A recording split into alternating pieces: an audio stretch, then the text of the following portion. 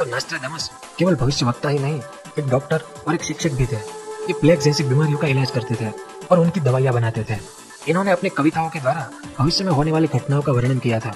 जैसे अगर बीते साल 2020 की बात करें तो नास्ट्राडामस ने कहा था कि हमारी पृथ्वी के पास से करीब 5 उल्कापिंड यानी एस्ट्रॉयड गुजरेंगे, और ऐसा ही हुआ था, जिस बारे में आप में से कई लोगों को पता होगा। और साल 2020 में आर्थिक मंदी आएगी, जिस मंदी को हमने बहुत करीब से देखा। ये भी नास्ट्राडामस ने लिखा था, लेकिन पहेलियाँ यानी कविताओं के रूप में। तो सबसे पहले तो हम ये जानेंगे कि नास्ट्राडामस ने कविताओं के जरिए भविष्यवाणियां क्यों की। उन्होंने साफ साफ क्यों नहीं लिखा था? तो उसके कुछ कारण थे। भविष्य में होने वाली घटनाओं की सदियों पहले घोषणा करने वाले मशहूर नास्ट्राडामस का जन्म 14 दिसंबर 1503 में फ्रांस के एक छोटे से गांव सेंट रेमी में हुआ था। उनका नाम मिशेल दी नास्ट्राडामस था। इन्होंने 20-22 साल की उम्र से ही भविष्यवाणियां करना शुरू कर दी थी। कुछ पुरानी किताबों के अनुसार एक बार नास्ट्राडामस अपने मित्र के साथ इटली की सड़कों पर कहीं जा रहे थे। तभी उन्होंने भीड़ में से एक युवक को अपनी ओर आते देखा, और जब वह युवक उनके पास आया तो नास्ट्राडामस ने आदर से सिर झुकाकर उस युवक को नमस्कार किया। इसलिए उनके मित्र ने आश्चर्यचकित होते हुए इसका कारण पूछा। तो नास्ट्राडामस ने कहा कि यह युवक आगे जाकर पोप यानी पादरी बनेगा, और ऐसा ही हुआ था। उस युवक का नाम था फेलिक्स पेरेती, जो साल 1585 में पोप यानी पादरी बना था। ऐसी छोटी छोटी भविष्यवाणियां उन्होंने बहुत की थी, जो सही साबित हुई, और इस कारण दूर दूर तक लोग नास्ट्राडामस को जानने लगे थे। और ऐसे ही फ्रांस की महारानी कैथरीन भी नास्ट्राडामस से बहुत प्रभावित हुई, और महारानी ने अपने बच्चों का भविष्य जानने के लिए नास्ट्राडामस को राजमहल में बुलाया। अब नास्ट्राडामस यह जान चुके थे कि इस महारानी के दोनों बच्चे बचपन में ही मर जाएंगे। अगर यह बात मैं महारानी को बताऊंगा तो उसे बहुत बुरा लगेगा और मुझे सजा भी दे सकती है। इसलिए नास्ट्राडामस ने महारानी के बच्चों का भविष्य प्रतीकात्मक छंदों में यानी चौपाई जैसे कविताएं होती है वैसे जवाब दिया। इस तरह से नास्ट्राडामस ने अपना जवाब भी दे दिया, जो महारानी को समझ में भी नहीं आया और उसे बुरा भी नहीं लगा। और इस घटना के बाद नास्ट्राडामस ने यह तय किया था कि अब आगे की सभी भविष्यवाणियां मैं कविताओं यानी पहेलियों के रूप में लिखूंगा, ताकि किसी को बुरा न लगे।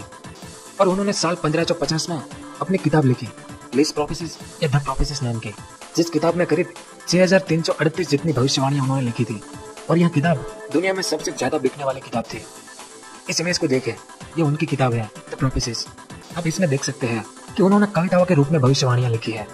टोटल 6338 भविष्यवाणियों में से उन्होंने युद्ध के बारे में, राजाओं के बारे में, नेताओं के उदय और उनकी मौत के बारे में, भूकंप और महामारियों के बारे में, अकाल और सुनामियों के बारे में, नई नई खोजों के बारे में, नास्ट्राडामस ने लगभग हर चीज के बारे में लिखा था।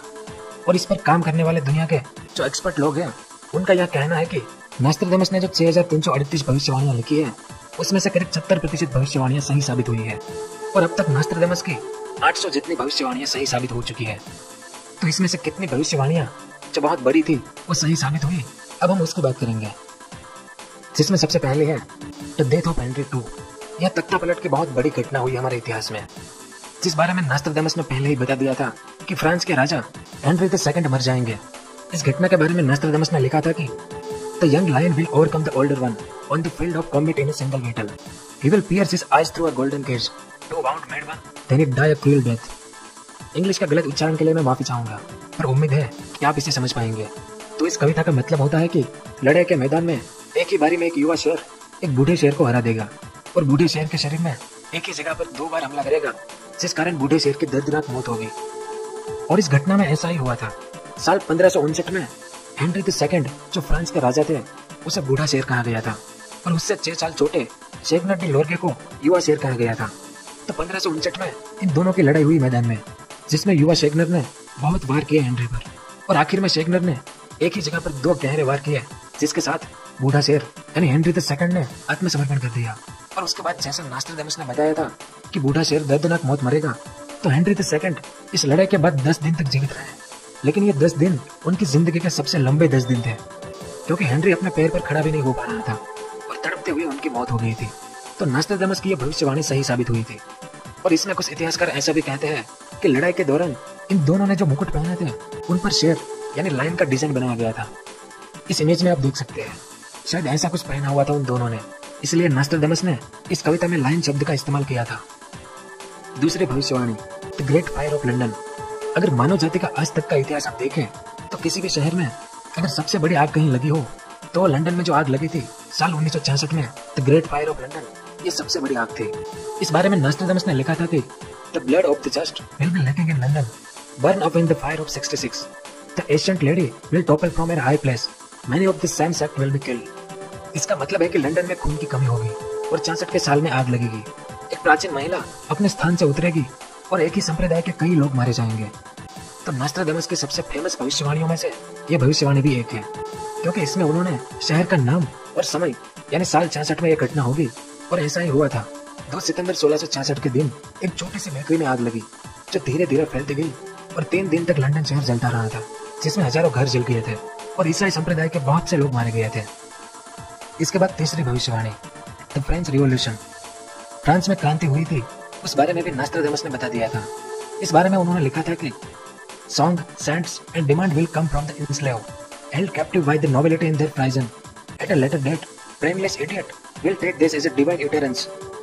इसका मतलब है कि जिन लोगों को बंदी यानी गुलाम बनाया गया है वो खड़े होंगे और अपने अधिकारों को मांगेंगे। महाराजाओं को जेल में रखा जाएगा।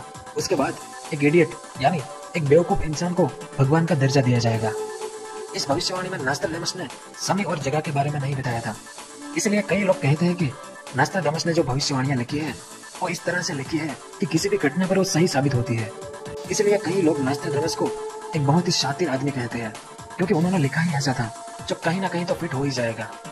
तो साल 1780 के दशक में फ्रांस के लोगों ने तय किया कि हमारे पास एक शासक है तो हम राजा का विरोध करेंगे और हमारे शासक को फ्रांस का राजा बनाएंगे। इस कारण इन लोगों ने पेरिस के किले को जेल में तब्दील कर दिया और सभी राजा महाराजा और मंत्रियों को किले में बंदी बना लिया गया। जैसे जेल में कैदी को रखा जाता है वैसे ही। और इन लोगों ने अपने अधिकार ले लिए और उनके पसंदीदा आदमी को इन्होंने फ्रांस का राजा बनाया। उसके बाद अगली भविष्यवाणी, नेपोलियंस कॉन्क्वेस्ट। नेपोलियन का उदय जो हुआ फ्रांस में, इस बारे में भी नॉस्ट्राडामस ने बता दिया था।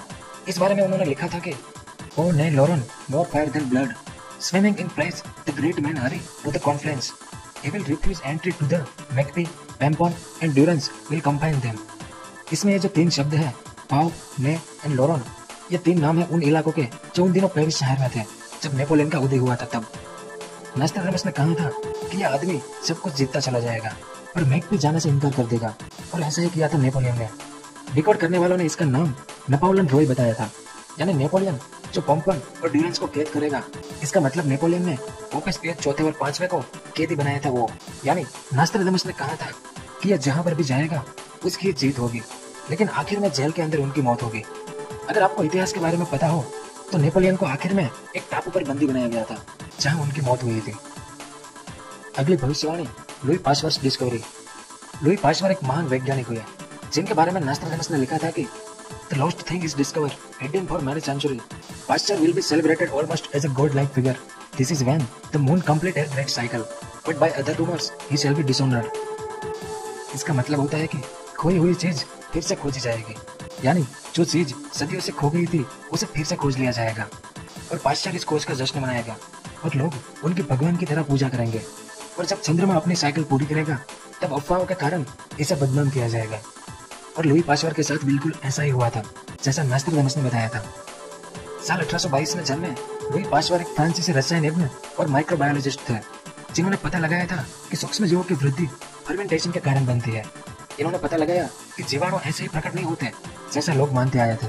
जीवाणु लिविंग ऑर्गेनिज्म के कारण पैदा होते हैं जिसे बायोजेनेसिस कहते हैं, यानी जो खोई हुई चीज थी उनका पता लगा दुनिया को।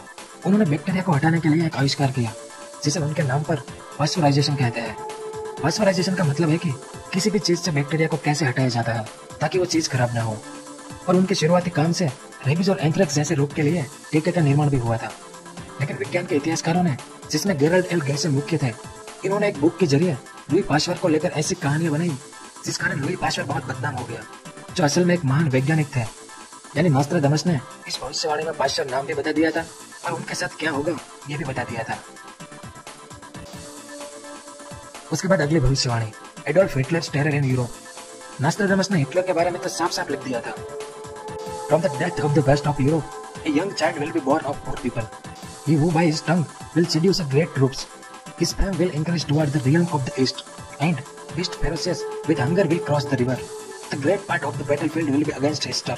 Into a keg of iron will the great one be drawn. When the child of Germany observe nothing. इसका मतलब होता है कि पश्चिमी यूरोप में गरीब लोगों की आबादी में एक बच्चा जन्म लेगा जो अपनी जुबान से एक बहुत बड़ी सेना को बनाएगा और उसकी ख्याति पूर्व की तरफ बढ़ेगी।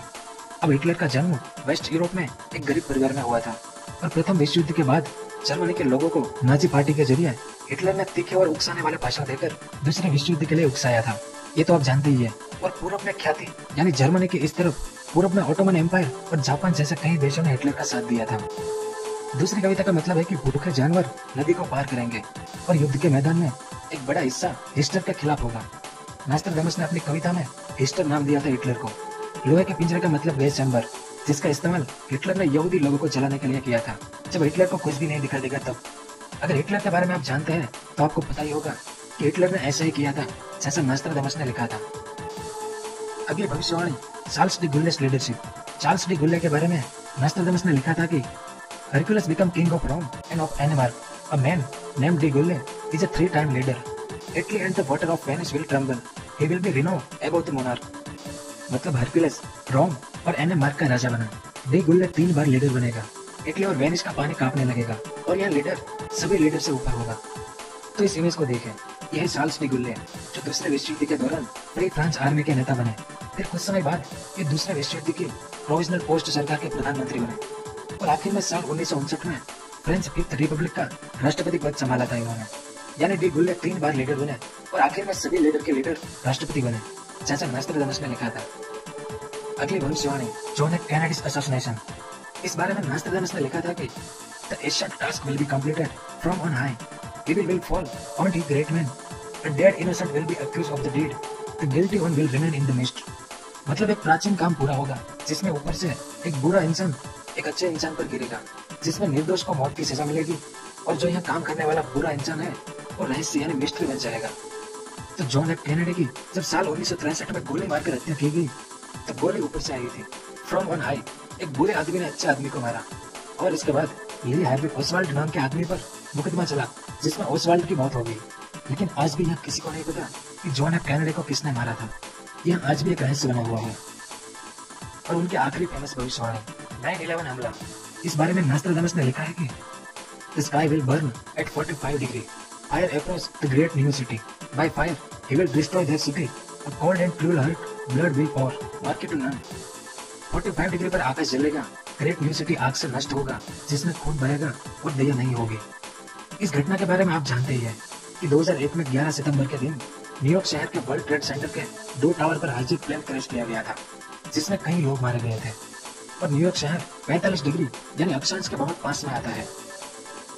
तो इसके अलावा नॉस्ट्राडामस ने जापान के 2 शहर हिरोशिमा और नागासाकी पर दूसरे विश्व युद्ध में अमेरिका ने जो परमाणु बम गिराए थे उस बारे में भी लिखा था कि जैसा पहले कभी किसी ने देखा नहीं होगा ऐसा धमाका होगा, आसमान में अंधेरा हो जाएगा, बीमारियां फैलेगी, ऐसा बहुत कुछ इस बारे में बताया है जैसा उस हमले में हुआ था। और आज से 500 साल पहले कौन यह मान सकता था कि इंसान कभी चांद पर जाएगा, लेकिन नॉस्ट्राडामस ने भविष्यवाणी की थी कि इंसान चांद पर भी जाएगा। तो सबसे पहले चांद पर कौन गया था? अगर आपको उसका नाम पता है तो नीचे कमेंट में जरूर बताएं। तो अब तक जो लोग नॉस्ट्राडामस की बुक द प्रोफेसीज को डिकोड करने में लगे थे या जिन्होंने डिकोड कर दी है, उनके मुताबिक अभी तक 800 जितनी भविष्यवाणियां सही साबित हुई है। अब आपके मन में सवाल उठा होगा कि नॉस्ट्राडामस ने 6338 भविष्यवाणियां लिखी है, तो क्या बाकी की सब झूठी है? नहीं, ऐसा नहीं है। नॉस्ट्राडामस ने साल 1550 से लेकर साल 3797 तक जो बड़ी बड़ी घटनाएं होगी उन सभी के लिए भविष्यवाणियां लिखी है। कब तक? साल 3797 तक, यानी आज से आगे 1700-1800 साल तक जो घटनाएं होगी उस पर लिखा जा चुका है। अब बात करेंगे कि नॉस्ट्राडामस ने वर्ल्ड वॉर 3 के बारे में यानी तीसरे विश्व युद्ध के बारे में जो भविष्यवाणियां की है उसकी। तो बिलीवर्स और नॉन बिलीवर्स के बीच तीसरा विश्व युद्ध होगा। और जानकर आपको आश्चर्य हो सकता है कि यह तीसरा विश्व युद्ध दक्षिण प्राचीन एशिया से शुरू होगा, यानी यहाँ से एशिया के इस भाग से एक संयुक्त सेना इसकी शुरुआत करेगी। और अगर आज के समय की बात करें तो हमारा भारत, चाइना और पाकिस्तान दोनों से परेशान है। इन तीनों देशों की सेना, वायुसेना और नौसेना तो बड़ी है ही, तीनों देश के पास परमाणु हथियार भी है। तो मौजूदा समय में स्थिति ऐसी है कि कुछ भी हो सकता है। लेकिन दक्षिण प्राचीन एशिया में और भी कई देश है, तो तीसरा विश्व युद्ध कहीं से भी शुरू हो सकता है। और आस्तिक और नास्तिक यानी भगवान को मानने वाले और भगवान को ना मानने वालों के बीच होगा। लेकिन कब होगा इस बारे में कुछ बताया नहीं गया है। इसमें कौन जीतेगा और क्या होगा इस बारे में कुछ भी लिखा नहीं है। फिर भी कुछ जगहों पर बताया गया है कि आस्तिक जीतेंगे, तो कुछ जगह पर यहाँ विश्व युद्ध साल 2012 से लेकर 2025 के बीच होगा, ऐसा भी लिखा गया है। लेकिन पता तो हमें तभी चलेगा जब यह होगा। और नॉस्ट्राडामस की कई बड़ी बड़ी भविष्यवाणियां गलत भी साबित हुई है।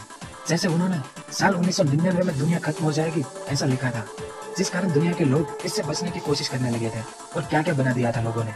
लेकिन ऐसा कुछ हुआ नहीं। फिर साल 2012 में जो महाप्रलय आने वाला था वो भी गलत साबित हुआ। लेकिन नास्ट्राडामस ने इस साल यानी 2021 में दुनिया खत्म हो जाएगी ऐसी और एक भविष्यवाणी की है। असल में इस साल मई महीने में एक उल्का पिंड आएगा जो हमारी पृथ्वी से टकराएगा, जिस कारण भूकंप और सुनामी आएंगे और करीब करीब हमारी दुनिया खत्म हो जाएगी। और अगर आप न्यूज देखते हैं तो आपको पता ही होगा कि कुछ समय पहले नासा ने ऐसी खबर दी थी कि एक उल्का पिंड हमारी धरती की तरफ आ रहा है, जिसका नाम द एस्ट्रॉयड 2009 FZ4 है, जिस पर हमारे वैज्ञानिकों की नजर 2009 से है। और अब वैज्ञानिक कह रहे हैं कि इस साल मई के महीने में यह उल्का पिंड हमारी धरती से टकरा सकता है। और अगर इस धूमकेतु की बात करें तो यह जापान पर जो परमाणु बम गिराया गया था उससे 15 गुना मजबूत है। तो अब यह होगा कि नहीं वो तो मई महीने में पता चल ही जाएगा। अब बात करेंगे कि हमारे भारत के बारे में उन्होंने क्या लिखा है। नास्ट्राडामस ने भारत की पूर्व प्रधानमंत्री इंदिरा गांधी को लेकर भविष्यवाणी की थी। सत्ता से बाहर गई स्त्री फिर से सत्ता में आएगी, उसके दुश्मन उसके खिलाफ साजिश रचेंगे। 3 साल के कार्यकाल के बाद करीब 70 साल की उम्र में उसकी मौत हो जाएगी। इसमें हुआ यह था कि इमरजेंसी के बाद यानी साल 1977 में इंदिरा गांधी चुनाव हार गई, लेकिन फिर साल 1980 में यानी 3 साल बाद फिर से वो सत्ता में आ गई थी। लेकिन उसके बाद ऑपरेशन ब्लू स्टार के कारण साल 1994 में इंदिरा गांधी की मौत हो गई। तब उनकी उम्र करीब 64 साल की थी। यानी नास्ट्राडामस ने इस बारे में जो लिखा था वो सही साबित हुआ था। फिर सुभाष चंद्र बोस के बारे में भी नास्ट्राडामस ने लिखा था कि एक दूसरे से अजनबी साम्राज्य के खिलाफ बगावत करेंगे, ऊंचे सपने और आजादी के लिए सब कुछ दांव पर लगाएंगे। एक किला आजाद कर लिया जाएगा और हुकूमत देखती रह जाएगी। भारी मारकाट से वो बौखला जाएंगे। एक नेता अपने देश से दूर किसी पनडुब्बी में चिपक जाएगा और अलग भाषा और अलग संस्कारों वाले लोगों की मदद से अपने देश के हजारों लोगों को रास्ता दिखाएगा। वो एक युद्ध में हिस्सा लेगा जिसमें बहुत सारे लोग मारे जाएंगे। इस घटना के बारे में आप जानते ही होंगे कि सुभाष चंद्र बोस जापान गए और फिर जर्मनी गए। वहाँ के नेताओं से यानी हिटलर से भारत को आजाद कराने के लिए मदद मांगी। फिर आजाद हिंद फौज बनाई गई और साल 1944 में अंग्रेजों के साथ युद्ध किया। पर नास्ट्राडामस की एक और भविष्यवाणी है, उस आदमी की जो दुनिया में शांति की स्थापना करेगा। इस आदमी के बारे में नास्ट्राडामस ने कहा है कि यह आदमी उस जगह पर जन्म लेगा जो जगह 3 ओर से समुद्र से घिरी हुई है। तो एक तो हमारा भारत 3 ओर से समुद्र से घिरा हुआ है, पर दुनिया में ऐसी और भी बहुत सी जगह होगी जो 3 ओर से समुद्र से घिरी हो सकती है। तो वहाँ भी यह शांति दूत जन्म ले सकता है, लेकिन कब यह नास्ट्राडामस ने नहीं बताया है। अब बात करेंगे इस साल यानी 2021 को लेकर नास्ट्राडामस ने क्या क्या भविष्यवाणियां की है उस बारे में। तो 2021 को लेकर उनका यह कहना है कि इस साल जो पीछे बताया कि धूमकेतु से धरती टकरा सकती है। दूसरा, इस साल बहुत सी प्राकृतिक आपदाएं आएगी जिसमें सुनामी, सूखा पड़ सकता है, बहुत ज्यादा बारिश हो सकती है, भूकंप, कुछ भी हो सकता है, लेकिन कई बार होगा। मतलब साल 2021 नेचुरल डिजास्टर से भरा होगा। और अगर आप इंटरनेट पर जाएंगे तो कुछ कुछ जगह पर ऐसा भी कहा गया है कि इस साल अधमरे इंसान आएंगे, यानी आधे जिंदा और आधे मरे हुए। अगर ये आएंगे तो पता नहीं क्यों आएंगे, लेकिन इंटरनेट पर आपको ऐसी कई कहानियां देखने को मिलेगी। पता नहीं ये सच है कि झूठ है। अब नास्ट्राडामस ने जो अपनी किताब में भविष्यवाणियां लिखी है वो पहेलियों की तरह लिखी है और इसे डिकोड करने वाले बहुत से लोग हैं। तो सभी डिकोड करने वाले अगर एक साथ बैठ जाएं तो वे लोग भी अलग अलग बात रखेंगे कि नास्ट्राडामस ने ऐसा कहा है, तो कोई कहेगा कि नहीं ऐसा नहीं, उन्होंने तो ऐसा कहा है। यानी ये डिकोड करने वाले लोग भी एक मत नहीं हो सकते। तो इसे मानना या नहीं मानना ये आपके हाथ में है। मुझे नहीं पता कि ये सब कैसे होता है, लेकिन जो हुआ है वो मैंने आपको बताया। और आपके जो विचार है इस पर नीचे कमेंट करके जरूर बताया। तो ये थी भविष्यवक्ता नास्ट्राडामस की कहानी। उम्मीद करता हूँ कि आपको कुछ जानने को मिला होगा। अगर पसंद आया हो तो वीडियो को लाइक जरूर कीजिए। बहुत जल्द मिलेंगे एक ऐसे ही वीडियो के साथ। पूरा वीडियो देखने के लिए आपका बहुत बहुत धन्यवाद।